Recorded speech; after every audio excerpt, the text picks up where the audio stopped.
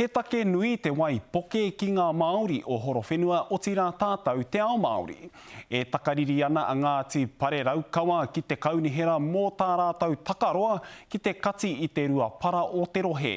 Hei tā rātou he rua para e tūkino nei i te hapori mō ngā tau toru te kau neke atu.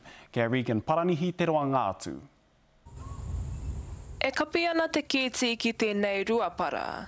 He oi puku ana te rai o ētehi uri o Ngāti Pareraukawa nā te korenga o te kaunihera kia kapi o Kawatia. Pauri ana, hoha ana, pukuriri ana e rāhotanga katoa i te roa o te whakahe Ngāti Pareraukawa o te rau te taone me te rohe a ki tai toko ki tēnei take whakapara i te taia o tō mātou rohe. Kua roa a Ngāti Pareraukawa e whawhai ana kia kōpani i te ruapara nā te parahanga kua tau ki te awa. Kei te raruraru tonu te whenua, kei te raruraru tonu te wai, te manga o Hokio, ana kei te taha o te marae tēnei wāhi para. I tērā noema i whakai te kaunihira kia kōpani i te ruapara, nā runga anō i te whakatau o te marea. There were 150 people put in consultation submissions, and out of the 150, I think it was 146 were in favour of immediate closure. Kaore tētehi no tēnei kaunihira i te wātea mo tētehi uiui i tēnei rā.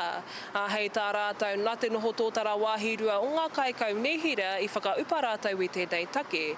Me te aha hei tā te koro matua, he hia nōna kia tāria ki te sumu whakarai hau kia wawahi i tēnei take. Mō nāia nei ka herea ngā para o Horowhenua ki ruapara ke atu.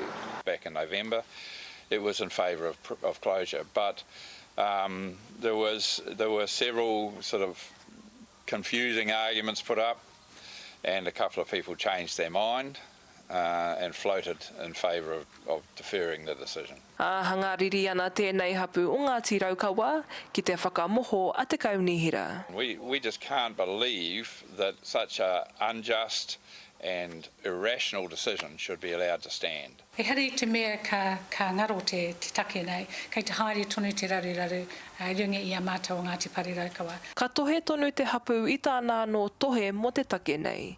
Me te wawataia ka kapi e nei kēti mo te ake a haere ake nei. Regan Paranihi, Te Karere.